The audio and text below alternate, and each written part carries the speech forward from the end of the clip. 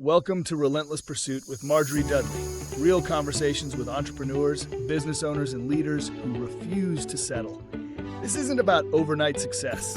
It's about the decisions, discipline, setbacks, and standards that shape extraordinary results.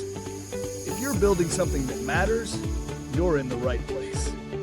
Welcome to Relentless Pursuit with Marjorie Dudley. I am incredibly honored to be here with Sam Skillern. He was the executive director for 28 years of the Salem Leadership Foundation. If you don't know who they are, look them up. They're an incredible organization, and he just recently retired. Sam has just been an incredible leader. I remember him back in the days when I would do Leadership Salem, and just you've had a massive impact, Sam, on the community and so many people. In fact, when I was interviewing Gladys Blum, your name came up. So thank you, Sam, for joining me today. I'm absolutely honored. Well, it's my pleasure and a total honor for me to be here. I come bearing greetings from rainy Shalom, Oregon. So Salem, Oregon, Great. Shalom, peace and Yes. well-being, the city of peace and well-being. And as many of your listeners might think, it does rain in Oregon, and we've had like a week and a Yeah. half of sun, but I'm looking out the window and I think we're getting ready for a week and a half of rain. So hello from The Salem. Oregon teas, Yep. right? Where people come and visit and they see the sunshine and they get really excited and then they move there and they're like, wait, but 9 months, It's gray and misty, and it does rain, but we right? love it. That's why it's green. Well, 28 years as the executive director of Salem Leadership Foundation, you must have learned a couple things along the way because that's a pretty incredible run. Tell me about your time there. Tell me how it came to be. Tell me some of the things along the way that made it great and made it hard and everything in between. Well, I grew up in Salem, so I'm a Salem kid, and went to Baker, McKinley, Leslie Junior High, and South Wow. Salem High School. So I'm a Saxon grad, as we say, but I'm also a Viking dad because my two sons went to North Salem High School. So, and those were the two rivals in our community, is North and South. So Saxon grad, Viking dad. Woo. Grew up in Salem, and then went down to Oregon State University and got my journalism degree. And I had some friends up in So beautiful. Seattle that said, "Hey, come sleep on our couch, get your start in journalism up here in the big city." So I did, which flew in the face of the sage advice that I had gotten from professors who said, "No, no, no, go east of the mountains, go to the small communities, go to the rural communities. If you want to get your start in journalism, you got to start at a small newspaper." I wasn't arrogant, but I had a free couch to sleep on, and I did a little research, and Seattle's a great publishing town. So I thought, man, there's weekly newspapers, there's industry newspapers, there's Alaska Fishing Journal. How hard could it be? But it was 1982, which was Famous last words, right? How hard could it be? hard to be. And so it was 1982, recession year, and boy, there were not any jobs in Seattle in journalism. So right off the bat, I had to learn how to deal with a little bit of adversity and a little bit of humility. Again, I wasn't arrogantly defying my professors, but I thought, I could probably do it up there.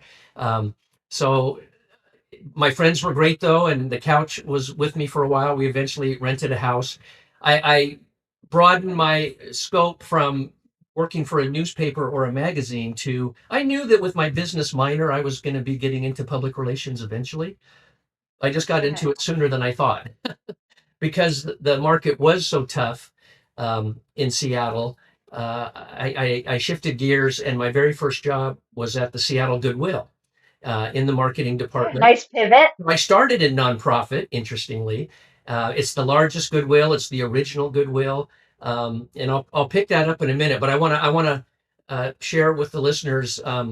I've had mentors in my life who've mentored me for a long time, and then I've had people who mentored me even in half an hour. So one of the Hmm. pivotal interviews that I had, I did land an interview with the Seattle Times, and I thought, wow, the big news. Made it. And I'm forgetting the editor's name, which with regrets, because if you're going to tell a story, you should honor the person, but he doesn't mind. the minute I walked in and sat down, he said, Sam, I got to be honest with you. I got to be candid with you. There are no job openings, but there was something in your resume that I wanted to explore. And it seemed like you were someone who had some potential. So I'm willing to share some things that might be helpful. So part of me is going, oh, what? No job? And the other part's going, well, at least we're doing this. So kudos to him for giving me half an hour of his time when they didn't have a job open. And we had a pretty good interview. And at the end, I said something like, are you sure you don't have anything open? He goes, no, but Sam, let me ask you this.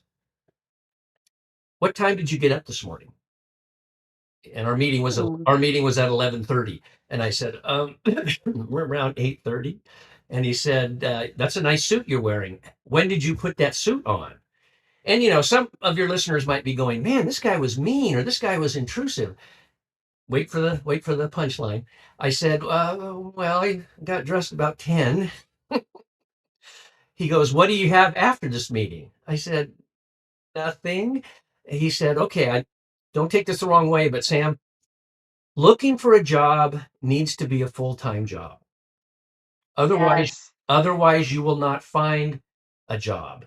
Because if I was to hire you right now, you would be coming in at 7 a.m. and you'd be working at least 8 hours a day. You'd be wearing your suit or your clothing all day long. And so why aren't you practicing for that? And I'm like, wow, this guy's really smart. I mean, part of me was a little crestfallen, but part of me was like going, this is good. He said, if you want to work in an office, you should be dressed and ready to go by 8 o'clock, even if you're still at home. Make phone calls. I said, yeah, but you can't have 8 hours worth of phone calls. He goes, well, if you want to be a journalist, why don't you write some stories? I said, well, how can I write stories if I'm not employed by a newspaper? He goes, you don't need to be employed by a news. See, this was way before podcasts and way before, we're all journalists now. TikTok. Technology. Right. But he said, just write some practice articles. You read in the paper, you're listening to the radio, just pretend you're a journalist. So I just like, wow. He goes, if you start doing that, you will find a job very soon, even in this tough recessionary market. So That's incredible. I thought I was nuts. They all had jobs, of course, but now I'm getting up with them early. I'm putting on my suit. Maybe I have a couple interviews or appointments in a day, but mostly I was practicing with my little Selectric typewriter. I was practicing typing up press releases and news articles. So, and then it was maybe, I don't know, a matter of months before I got the job at Goodwill, and I was ready to go because I'd been wearing my suit every day from 8 o'clock to 5 o'clock. That's amazing. Isn't that a fun story? So, well, and such a lesson, like practice how you want to play. And really, when I was selling books, we always heard the phrase, what you will someday be, you're now becoming. Yep. And so it's about essentially being that person now, doing that now is the fastest way to really become or be that person. Well, and another thing I learned during that period, before I got the job at Goodwill, you take other jobs sometimes. And in a way, I'm speaking to the younger folks out there, and I love mentoring younger folks, either who are still in high school or college or just starting out. But don't be afraid, to volunteer. Don't be afraid to take a part-time job. And again, I think that's more common nowadays, having some side gigs and stuff like that. But back in our day, the goal was to get that full-time job. And I just finally said, I need some money. So I got a job as a legal messenger, which I thought was pretty cool. Now I got to wear a suit, and I was downtown, and I worked half a day. So I had half a day to look for a job. This is before I got the Goodwill job. And so I thought, this is pretty cool. I didn't realize it at the time. It was one of the largest law firms in the country, Perkins Coie. And then it was quite a plum job that I landed because we had like 8 messengers, and 4 of us went around in suits hand delivering documents. We had 2 bicycle riders and 2 car drivers. And so we were a great little team, and we were delivering our stuff. And I got to know the staff there. The messengers, we were the coaches for the softball team, the women's softball team that the ladies at the law firm had. And so I was only there for a couple of months, but after the job at Goodwill and then the job I got after that with a public relations firm, guess who one of our biggest clients was at the PR firm, Perkins Coie Law Firm. So now it was weird because a year or 2 later, I'm walking back into the office because they're our client, and I'm writing some articles for some of their lawyers to appear in, in publications. And some of the staff saw me. Oh, Sam, great to see you. Man, I haven't seen you for a long time. Are you still down in the basement with the messengers? And I'm like, no, actually, I'm working for, Arst Public Relations, and I'm here to work with, one of the attorneys on an article. They're like, oh, welcome back, welcome back. So, you just never know. I didn't take the messenger job thinking, well, I hope they'll, I have to be working for Perkins Coie someday, or they owe me, or anything like that. I needed a part-time job. Volunteering was the other thing. Volunteer, volunteer, volunteer. Don't do it to get a job. Do it because it's something you care about and you want to give your time. But guess what? If we do the right thing, good things happen. I do this little We thing, do, the circle, and I'm no Stephen Covey, and I'll talk about him in a minute, but if we do the right thing, volunteering, and guess what? Not always, but someone might notice my skills and either hire me or refer me. Now, if I start doing the volunteering to get this, I goof it up. The volunteering is still Sure. good, but if I have that ulterior motive of I'll do it if, so Right. I just volunteered because I wanted to, and then guess what? God opened some doors Yeah. and opened some pathways, and so I use that circle in our. Let me finish the Goodwill story. So I was fortunate. Okay. So this is kind of a cool story, for the whole country. I was fortunate to work for three brilliant women at the Goodwill. Ginny McCormick was our executive director. Jill Jones was the director of marketing and public relations, and Lorraine Weeks was my colleague and my supervisor. So it was a nonprofit, but it's a big one. It's the original Goodwill, and this was the early '80s.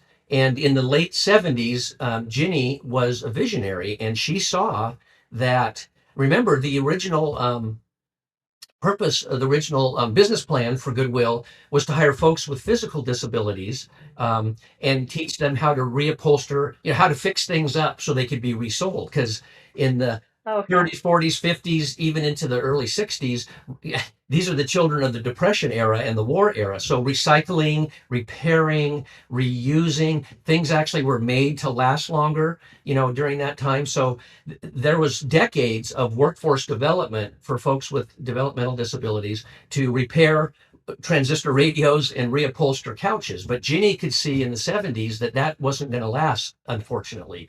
We were starting to go to a throwaway society. The parts weren't made as well. And so she feared that, we weren't going to be able to serve the folks with great jobs. So they took a few years and they transitioned the workforce to other nonprofits. In Salem, we have Garten Industries and Shangri-La. So there were some smaller industries in Seattle that specialized in workforce development for the developmentally disabled. So we didn't abandon them, but we shifted folks to those working environments.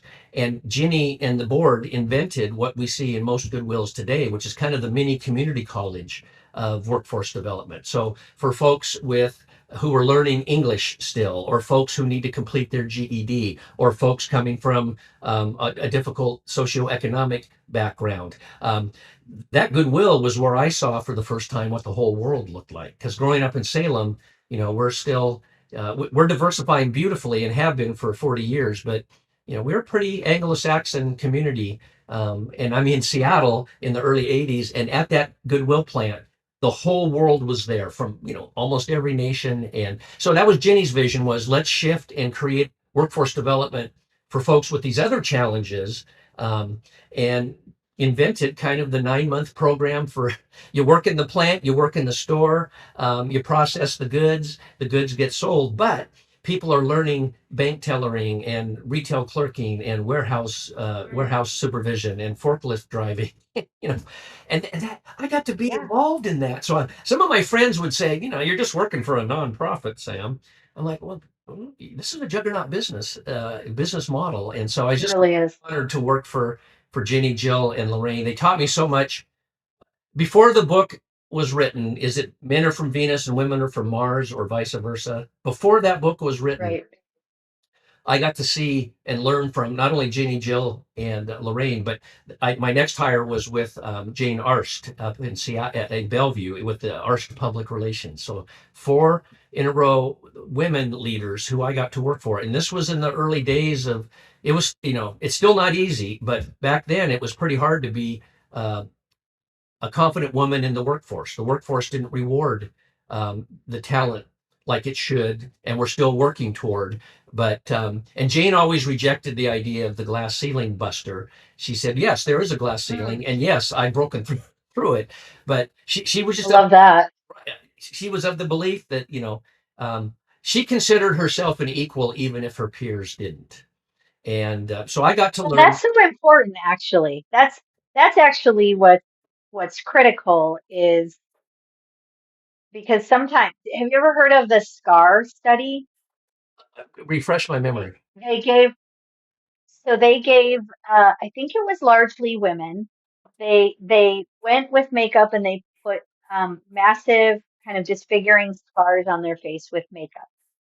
And they were going to be going into a job interview. And before they went into the job interview, and you can look this up for all the finer details, but before they went into the job interview, they said, okay, we need to touch that up real quick. Well, what they actually did was take it off entirely. The but the participants had no idea. They still thought the disfiguring scar was on their face. And when they went into the interview versus the people who never who didn't believe they had a scar on their face, those that thought they had it, even though it was no longer there, came out of the study reporting, "Oh my gosh, they were just staring at it the whole time. They judged me because I had this scar. Um, they were, critical. I could tell that the way they were asking me the questions is because, X, Y, and Z." So the big takeaway from the study was so much of what we think others are responding to is actually our own projection. So like Jenny, who you're speaking of, if you see yourself at a certain level, it's going to be that much easier for you. Not easy. I'm not saying it was easy for her in any stretch, but versus if you see nobody's going to ever take me seriously as a fill in the blank. It could be anything. Nobody's going to ever take me seriously, or I'm not getting hired because I'm a fill in the blank, or and it's a really impactful study. That is to say, one of the things I really took away from your story is on the path to growth, there's nothing beneath you, right? Volunteering wasn't beneath you. Getting up early wasn't beneath you. Wearing a suit, even if you were inside your own, house or apartment, wasn't beneath you. Interviewing for jobs that maybe weren't the job, but a job. And that's another thing that you got to balance. This is how I see myself with I'm willing to kind of earn my stripes. And I think those are they're kind of two sides of the same coin when it comes Yeah. to growth. I still have every letter, every rejection letter that I got when I was looking for a job, and I didn't save them Well, so I could be mad at those people later or go ha ha ha. sure. I treasure them in my heart because it represented how hard I worked. It represented Mm, perseverance. It and again, among all those rejection letters, that interview with the Seattle Times editor was just golden, absolutely right. golden. So let's we better catch up to Salem Leadership Foundation. But a lot of what I'm sharing is what shaped me as a leader, what shaped me as a colleague, what shaped me as someone with a business sense and with a nonprofit sense and a community sense. Um, I so love working it. for Jane was huge. And so I only worked at the Goodwill for about 2 years. I would have worked there forever because I like old stuff, as you can see in my room here. Same, same. I love collecting things. Thrift junkie. Things just stick to me. And one of my side gigs is buying and selling, collectibles like Fiesta ware. Um, I anyway, love and that. working at the Goodwill, of course, was Wait, what's Nirvana. your favorite color? What's your favorite Fiesta wear color, real quick, before you go? I love the cobalt blue, the deep, rich cobalt blue. Oh, I know that. My aunt and uncle have quite a set of Fiesta wear. I'm a fan of more of the turquoise blue Good, personally. good. But Yeah, that's Fiesta's amazing. um Still a great American so business story. It's still the largest, pottery maker in America. It's been making pottery for 150 years. Homer Laughlin in West Virginia. But don't get me sidetracked. But we'll do a different podcast on the history of Fiesta We'll Wear. do another episode just on Fiesta Wear. Yeah, Deal. its impact on the Depression era through the war years and then all the way to today. It's a cool story. Resiliency, right? Relentless pursuit. That's a great example. Adaptation, We'll try to get him on the show. Yep, marketing, branding, everything. So, anyways, Yes. for Jane for 10 years. I worked with Jane for 10 years and rose from, Greenhorn to, because that's where I went after Goodwill, Greenhorn, junior executive to vice president. We weren't a huge company. We were between 10 and 12 people, but Jane she knew that the east side of Seattle was going to boom.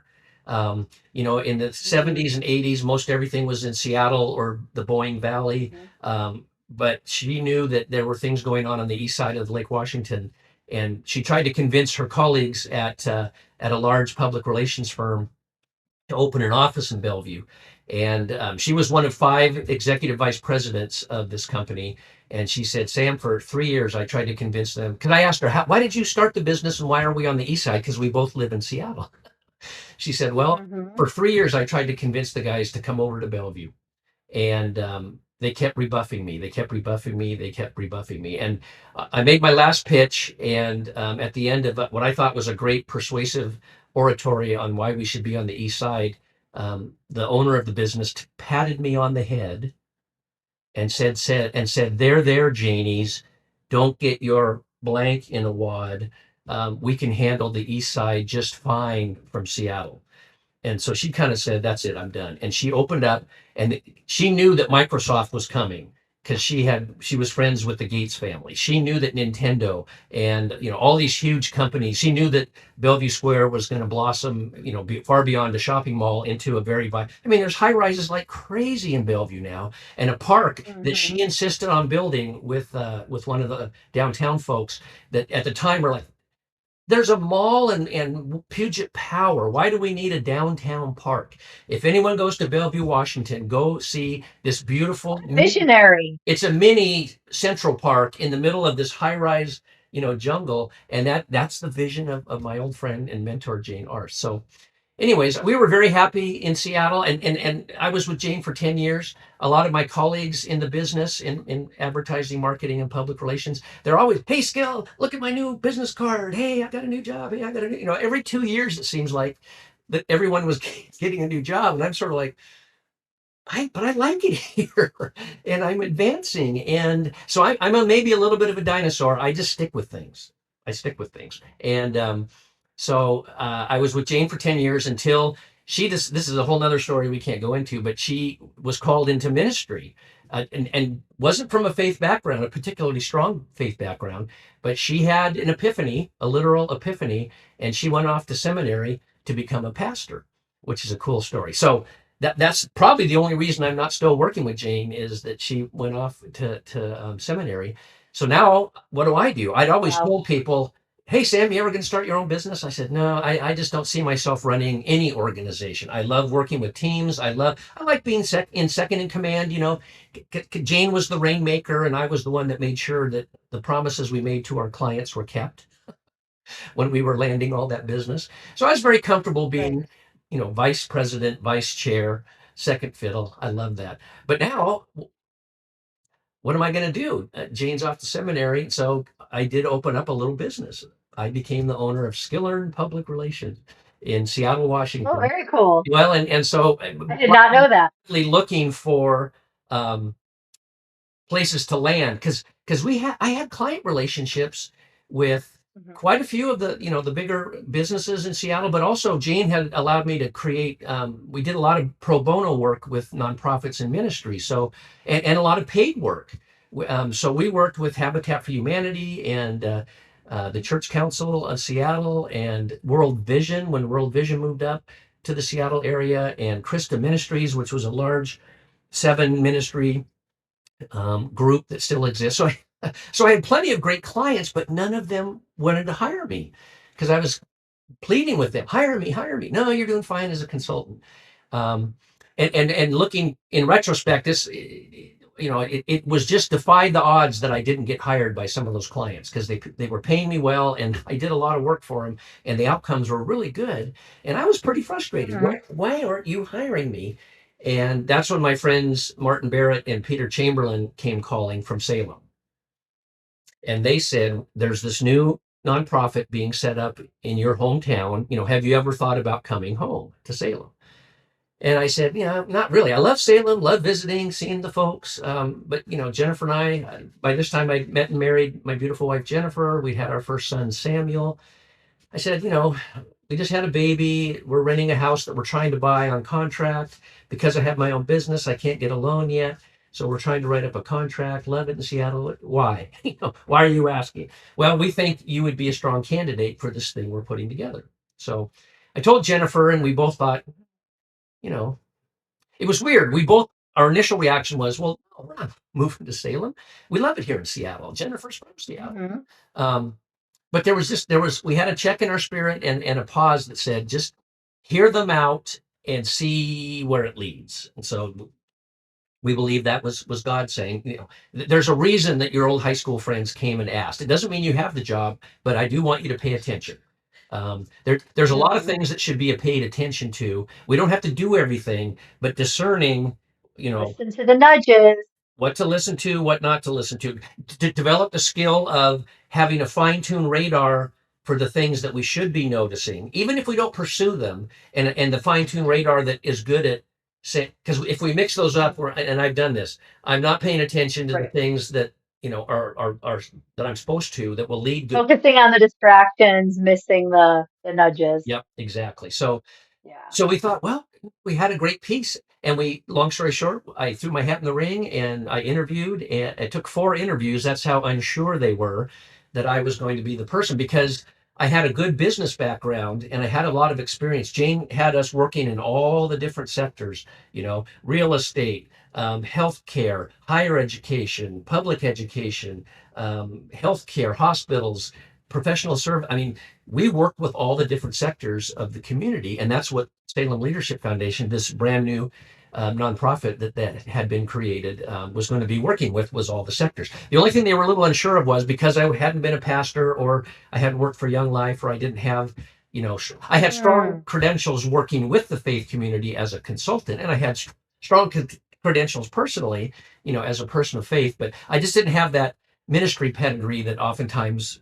So it took 4 interviews, but Had to check. Had to make sure. they decided, and it was kind of good for me because we were just saying if it works out, great, it's meant to be, and if it doesn't work, so I didn't feel any pressure or any disappointment that Love there were that. 4 interviews. I was just like, if it's meant to be, it's going to happen, and if it's not, no big deal. And got the call, and um, it was ironic because I mentioned that we'd been trying to buy the house in Montlake, this beautiful little neighborhood in Mhm. Seattle. For 4 years, I'd been writing proposals to the owner who had said, I'm willing to sell it someday. I'm willing to sell it someday. Um, so the day that we accepted the offer from Salem Leadership Foundation and decided we were moving back to Salem, I wrote a letter to our landlord. I think it was a Monday afternoon, and I mailed it, giving him our 30-day notice. And he called me the next morning and he said, "Hi, Sam, I just wanted to check in with you." And I said, you couldn't have gotten that letter already. I just mailed it yesterday afternoon. He said, "What letter?" I said, "Oh, our letter of 30-day notice because we'll be moving to Salem, Oregon." And he said, "Oh no, that's terrible. I'm ready to sell the house. I'm ready to write up a contract." And for like 3 seconds, Oh my it's like, goodness. "Oh my gosh, we made a terrible mistake. Why did we say yeah?" After only 3 seconds, and then peace just came over me because we've been trusting the Wow. process. And so it just was, nope, this is not a disappointment. This is not a regret that he's offering us the house. It's a confirmation that we made the right decision.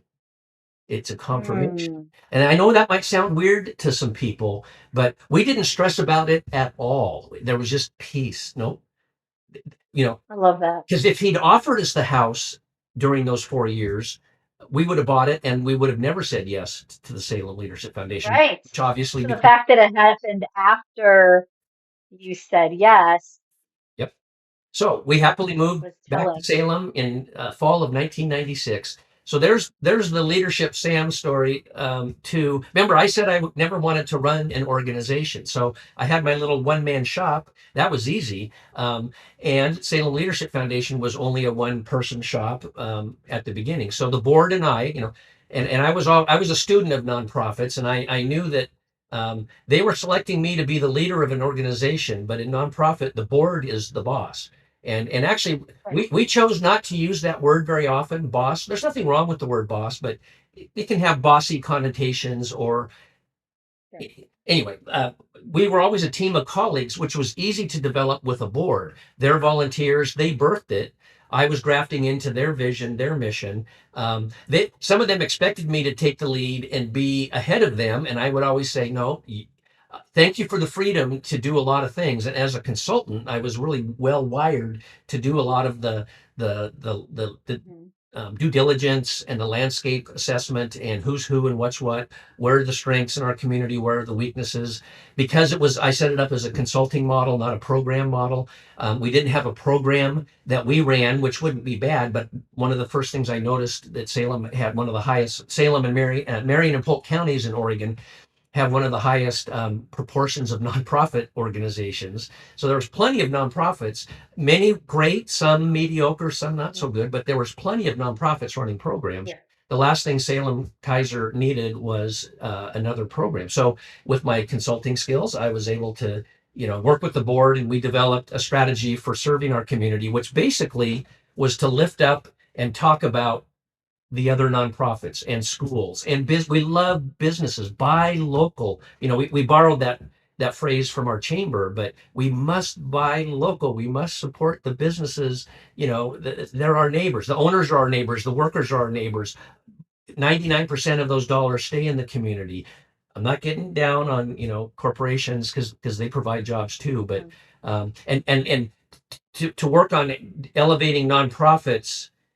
Nonprofits aren't junior varsity or, second tier. Sometimes the community can think that. And sadly, many times nonprofit folks think that, well, we're just a nonprofit and I could be making more money in the private sector. And, we lost. I hate that word just. No. I'm just, we're just, it's just, I hate that word just. Everything after is usually an excuse.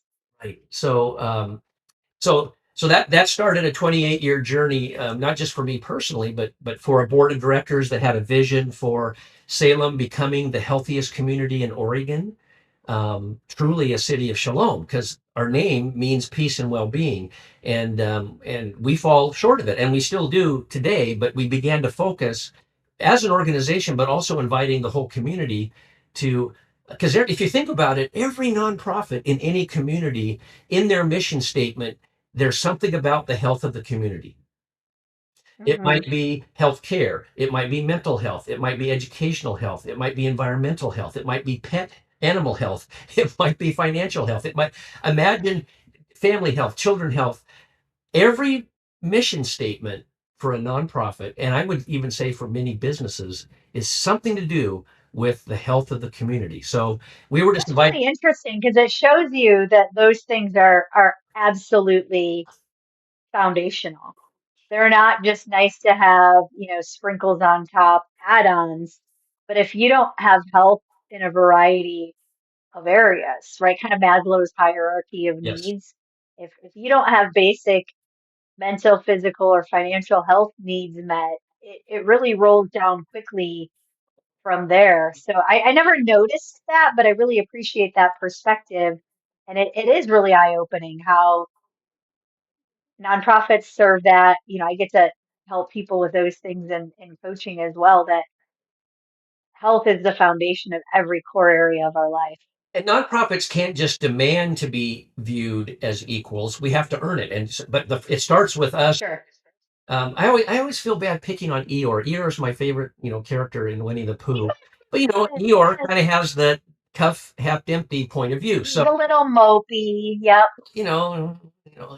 Thanks for noticing me. So with all kudos to Eeyore, if we act like we're second tier, if we act like we're junior varsity, oh, we don't have enough money, oh, we lost that grant, oh, it's really hard to be a nonprofit. Guys, come on. You didn't choose this. You chose it for a reason.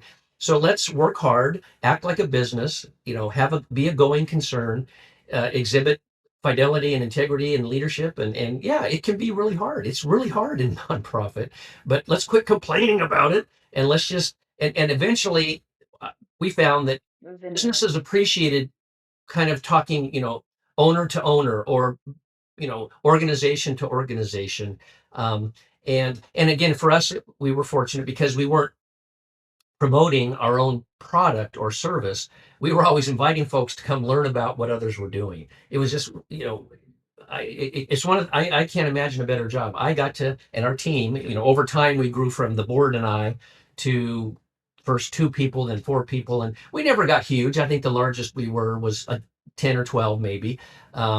But Okay. our team gets to go out and learn the stories because we roll up our sleeves and we help other nonprofits and schools, and then we get to tell Well, the let me story ask. of what those guys are doing. And you know from your days in Salem, and many times we would help things start, or we would help raise money for things that were just getting going, or we would help do board recruitment, or we would help do leadership development. We didn't have a lot of curriculum. So this is one of the interesting things about my leadership style, which I'll share if it works, but I think it flies in the face of a lot of the books and a lot of the studies. Okay. Um, just part of why I told the story of my trajectory was I'm to use an old sports term, I'm like a player coach. So I accept the Hmm. responsibility as the leader of our organization. I accept the responsibility with the board to raise the money and, to sustain our mission, but I'm not the boss who tells everybody what to do. And we're not big enough to have, departments and sections and things like that. So I always said I wanted to cultivate a team of colleagues, and I won't shirk my Okay. duties as the leader, but you don't have to address me as the boss. We're a team of colleagues. I'm the player coach. I have the uniform on. I am coaching and I'm directing and delegating, but I'm in the game. I'm getting dirty. I know what we're doing, and I do less chalkboard instruction. Let's just play. Let's go out and do it. We're out in the neighborhoods. We're in the schools. We're in the homeless shelter. We're, at the chamber. We're at the city council meeting. We're with the neighborhood association. um, be active, play, learn, and as a team of colleagues, our mission will thrive. But then out in the community, as we kind of spark that same mentality, we would never come in and say, we're in charge of this. We'd come in and say, hey, what are you guys doing? What can we do to help? What are you guys doing? Right. What can we do to help? So that was in a nutshell my 28-year journey of um, helping on the high level was kind of that vision of the healthiest community in Oregon, which we couldn't accomplish on our own. Visions are always a collective, preferred reality in the future, right? And then our mission, what our assignment was to engage people of faith and people of goodwill to work together to transform the community neighborhood by neighborhood. So it didn't matter. We worked a lot with churches. I mean, that was Salem Leadership Foundation is a faith-based organization um, that works with churches, but also every other house of worship and folks of goodwill. We don't like to say people of no faith. People of faith and people of no faith. People of faith and people of goodwill. I love. We all have good Well, let me ask intention. you. We all want the best for our community. Most, want the best for the community. So how do we uh, do that? There's no believers and non-believers, good guys, bad guys. Us and them is the great poison, I think, in the world. Unfortunately, we're made in the image of God with great capacity for compassion and generosity and hospitality, and we're selfish. And so, Human how do we nature. overcome our selfishness? Because we're kind of wired, unfortunately, to be us and themy. Who looks like me? Who talks like me? Who's similar in background? And there's kind us and them. Oh, I have some resources. I want to share it with them. Or oh, I pity the. So I don't want to mock it, but benevolent us and them is still us and them. How do we get to we? Then there's I malevolent love that. us and them, and we're seeing a lot of malevolent us and them now. They are bad guys. They are downtrodden. They are dirty. They are fill in the blank. They are fill in the blank. Um, and it can go both ways. Can Though, I ask you? Can I ask you a question about? Obviously, Salem Leadership Foundation accomplished a lot. And fun story, I actually have sticker you had sent me in one of your newsletters. So, uh, I think it says be a good mate or Love good thy neighborhood. neighborhood. Love thy Yeah, neighborhood. that. If I could see the backside of my computer, I would have got it right. But it's on my computer right now, so it's everywhere I go. But obviously, there's so many amazing things that you and the organization and the team and the community accomplished over the 28 years and now, even now. But what are some of the lumpy, bumpy parts? What were some of the really big challenges that stretched you and grew you and created pivots? The biggest challenge that we faced was in 2011. So 2008, 9 were tough. Everybody knows that from the housing Mhm. bubble, housing crash. And we had built up some reserves and we had some pretty loyal partners. So we made it through 08, 09 and into 10, but for some reason in 11 it caught up with us. And we did see a The drop off lag, maybe. Yeah. in donations. We did see a drop off in grant funding, and most of our support comes from the private sector, people, families, small Okay. businesses. And a fair, but so 65% from that demographic, and about 30% from grants and contracts. Anyway, 2011 was really tough, and we were about 10 people, and I hadn't when I worked with Jane in Bellevue, I watched her hire and fire. I learned from Mm, her. I sat in on hirings and firings, but I'd never done it myself. And mhm, one of my strengths is I believe in people and I always want to try and work things out. One of my weaknesses is mhm, sometimes I can carry that out too long and it starts to be a drag on the team. Well, that wasn't the case mhm, in August of 2011. It was we're not in good shape and we've got to cut 20% of our budget. And so mhm. I thought, in consultation with our board, it was like, okay, that could be one position because we've already scrimped on paper clips and laser Right. paper. The obvious things. Yeah, so it's going to be a people solution. So the board said, you got to do it. So I was just thinking. So I like to think, and I believe I didn't do it out of being a wimp. It wasn't that I was a wimp and couldn't pick the person to let go. I was just trying to figure out. Jane had taught me there's always the higher solution. And again, books are written on this. The third way. Um, you know, so if you pray and think about it, and sometimes you don't arrive at that higher solution, but the easy obvious solution is cut someone loose. What would be some other ways? Well, it, I didn't invent this. What if we all took a cut? What if I didn't take any pay during August and everybody didn't work for a while? And so I did the math and that worked out to about 20%. And then I realized, because now how do we message that? Oh, again, back to Eeyore. Sorry, Eeyore. The poor Mhm, nonprofit that doesn't have enough money, and it's 3 years past 2008. Why are they struggling? And I thought I don't want to be the whiny nonprofit that goes out and asks for help, because our strategy was we need to cut expenses in August, maybe September, and we need to raise money. So cutting expenses wasn't easy, but it wasn't mhm, hard. Let someone go, but we had to go raise money. And so this two-pronged approach of cut expenses and raise money. So the plan that came to me was it's a business solution. We idled the plant. In mhm. business, in manufacturing, it's not uncommon when times are tough. Sometimes they do layoffs, but a lot of times they'll just idle the plant for a couple weeks, for a month, for 2 months.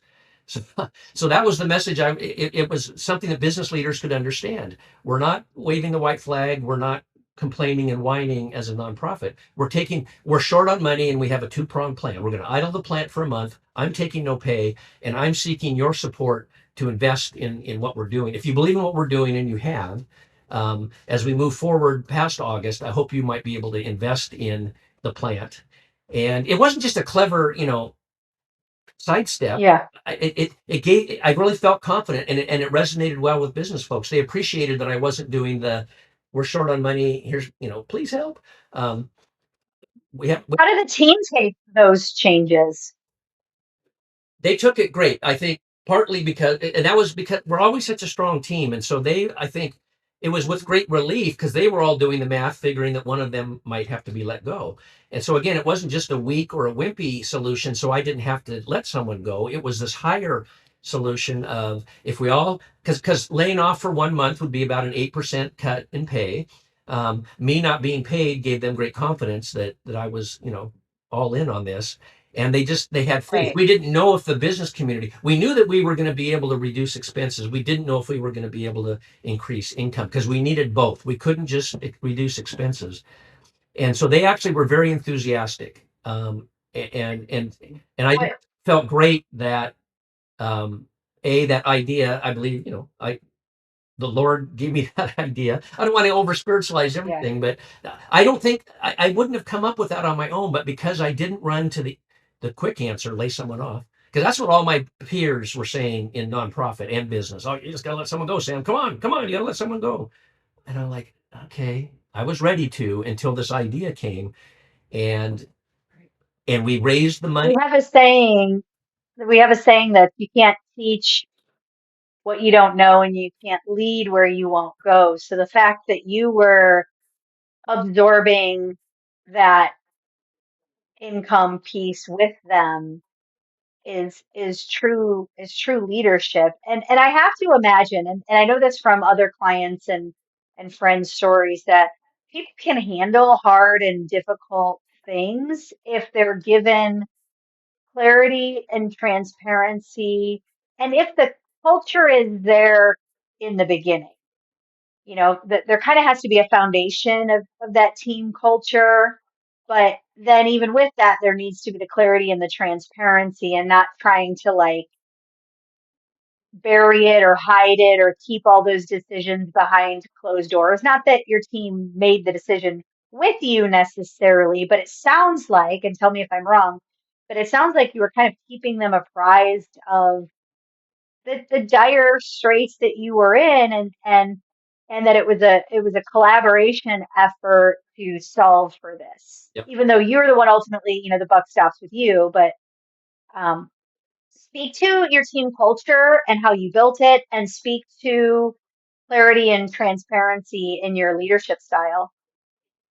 Um, I was talking earlier about the player coach and a team of colleagues, and Mhm. so in that, and you know, we weren't, as I look back on all the different staff members we had over the years, we weren't all best friends, but we were a family.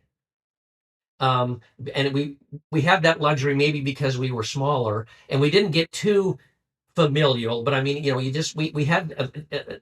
I wanted to foster a team that cared Comfort about it. and concern and Well, yeah, part of that collaboration. with the more we build hierarchies of reports and supervisors, and again, I don't want to be too hard on larger organizations that kind of have to do it, or it was just the style that I was Yes. used to. Again, working with Ginny and Jill and Lorraine and Jane, was build a team of colleagues with a leader, a team of colleagues who all believe in what we're doing. It's not just punching the clock. It's and it means rolling up your sleeves and helping clean up after the 20th birthday party. It means doing the work. I learned this at Goodwill. The first thing we did for 2 weeks, I worked in the plant for 2 weeks, and I said, I thought I was supposed to be writing press releases and doing special Beatles sales.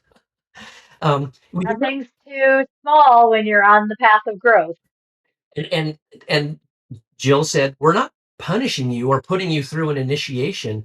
We want you to meet everybody who works here, because a lot of our staff still were folks. And know, Yeah, we want yeah, know what they're doing. we want you to learn the business from the bottom up. We want you to personally experience what every phase does. We don't want you sitting in our offices theoretically knowing what the dock guys do, theoretically knowing what the clothes sorting people do, but actually, and then those 2 weeks won't do it all, but go visit the plant frequently. So management at Goodwill was really good about being a team of colleagues, and we didn't shirk our duties.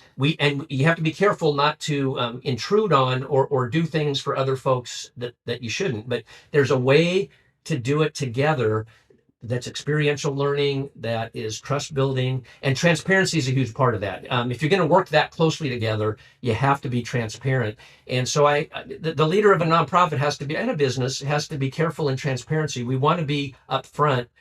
We don't want to hide, but we don't want to bum out. And we usually fear that we don't want to freak people out, so we're not going to tell them. Well, guess what? Um, Yes. what Then that actually creates gossip. It creates mistrust, fear. worry, and then Yes. eventually it's going to pop out somewhere, and now you've got a real problem. So there's, everything's a spectrum. So say nothing, tell them everything. No, there's proper, develop a radar of, there are just certain things, and make it regular. Don't start being transparent when things get tough, or don't start getting transparent only when things are good. Regular, Yes. everyone know how things are going, and build a team Well, that is building this thing together. They're not just a cog, in the works. Um, I love that you said that about vision earlier too, because that's how you build a team that is building this together. Is really by casting the vision so that they see the future with you. You all see kind of the same picture of the future, and they also see their role in being a part of creating that future and bringing it into reality. How would you how would you cast that vision? Obviously, you're passionate. I can tell you love what you do, and so that is a huge part. It's hard to create a strong vision with a weak purpose.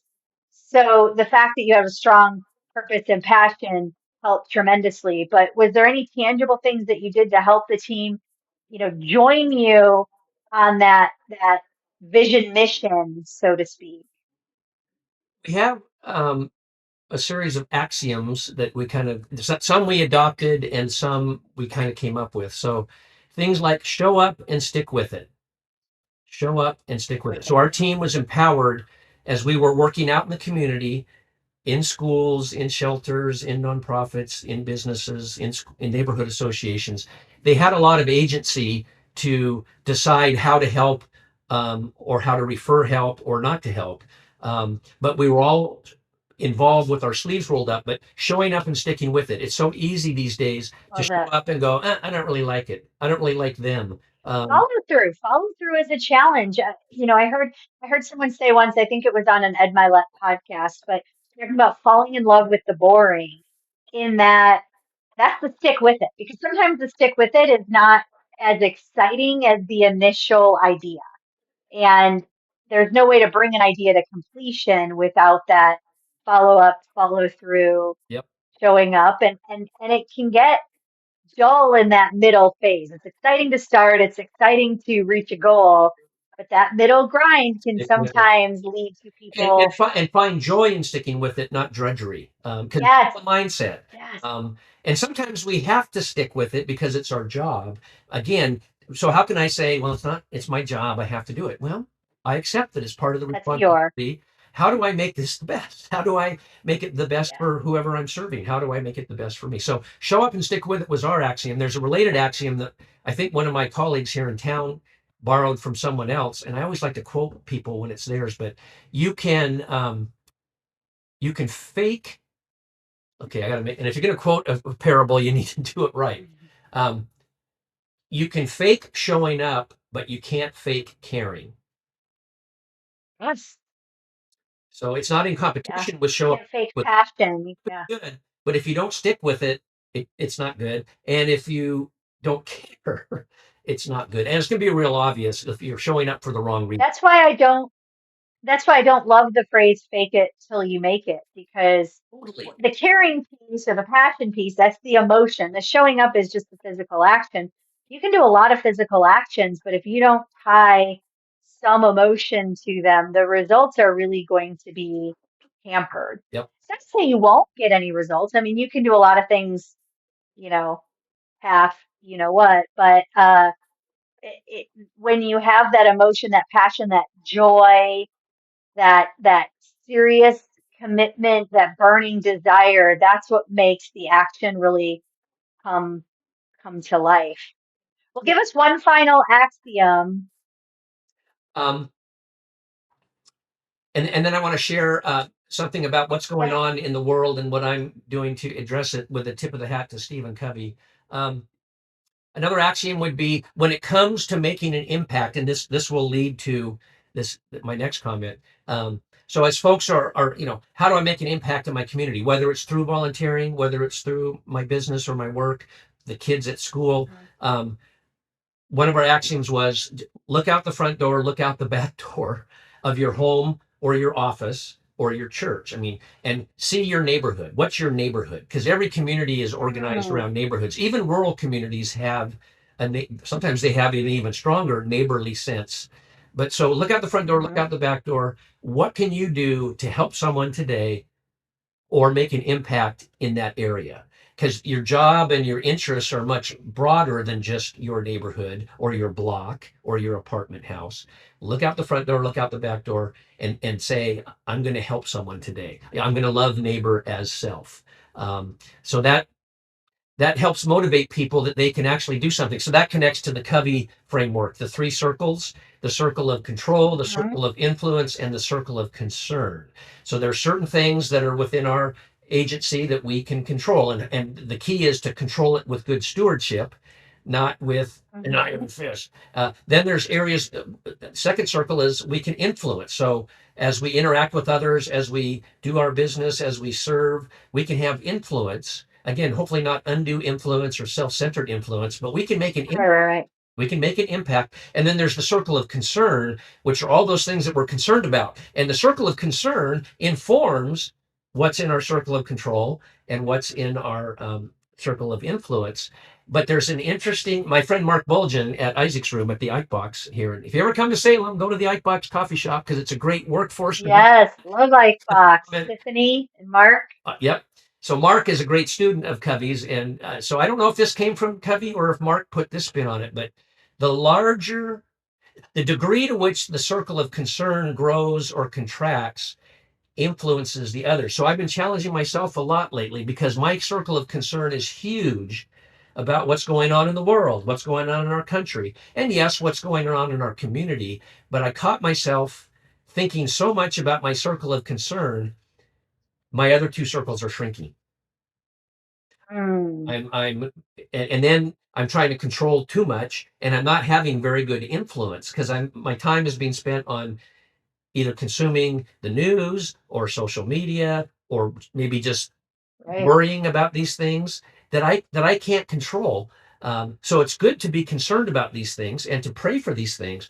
But if we're to have an impact, it's in that circle of influence. And so I want my circle of influence, and I invite others, how can we challenge ourselves to make our circle of influence as large as possible? Doesn't mean we abandon our concerns, but how do we just refocus? And proximity and geography is the best way to do that. Look out the front door, look out the back door.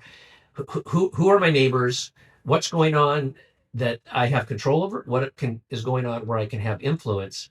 And mystically, mysteriously, wonderfully, beautifully, that will be the antidote to all of our circle of concern, which we can't solve on our own. If that makes sense. Does that make sense? Well, Sam, it's been such a joy to reconnect with you and hear about your story and how Salem Leadership really came to be and to thrive and to have a massive impact in the 28 years that you led it and beyond even today. Where can people find you and where can people find Salem Leadership Foundation? So I can be found at my email address. I'm an old dinosaur who learned a few tricks over the years, but it's my name, Sam Skillern, Skillern, Sam Skillern 3, the number 3, at gmail.com. Because I'm Sammy the third, so that's Sam Skillern 3. And is your son the fourth? My son is the fourth, and they're about ready. We're about ready to become grandparents for the first time. It's a little baby girl, so we don't think it's going to be Sam the fifth, and there's no pressure for them to do it. We can't do Samantha. We can't do Samantha the fifth. Maybe we'll see. Totally the kid's decision, but so yes, there is. Fair enough. And so samskillern3 at gmail.com. For Salem Leadership Foundation, it's salemlf.org. www.salemlf.org. unpack.org. The director's name is Kyle Dickinson, and Marjorie and I are friends with He's a Kyle. wonderful So, guy too. He and I knew each other yep. back in the day, So Kyle's email connected, and that's address would be Kyle it's in great hands, is at, what you're saying. yep. Kyle at salemlf.org. And I'm sure he'd love to hear from you if you have questions about what's I've been retired a little over a year. I've done a good job of, not meddling and getting my shadow out of the way. I'm doing some other, side consulting things and side gig, like Wonderful. buying and selling old stuff. So it's good. And I want to be an encouragement to everyone out there, whether you're just starting in your career, whether you're in the middle point or whether like me, you're toward the end or at the end. We never stop working and we never stop leading.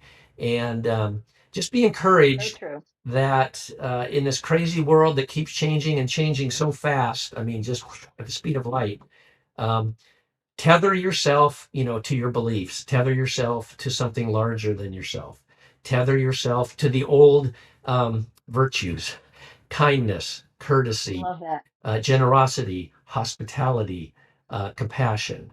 I think the world, it can be pretty hard sometimes. What I'm finding is people love getting a handwritten letter because they just don't arrive anymore. That's true. People love, having a conversation in person. Younger people, when I say kids, people under 40, they're loving discovering grandpa's old military chest and going through and not just seeing on a screen what that military engagement might have looked like. They're touching the uniform, they're seeing the badges, they're putting on the hat, they're seeing the craftsmanship of that old trunk, or that they discover, grandma's kitchen or grandpa's tool bench. 3D tactile, well-made things. So a lot of my work now is to invite people to kind of rediscover. I don't want to say they're lost arts or lost virtues, but they're a little overlooked, and we don't want to give up. And I can get discouraged sometimes because I'm an idealist if I don't see kindness or courtesy or compassion.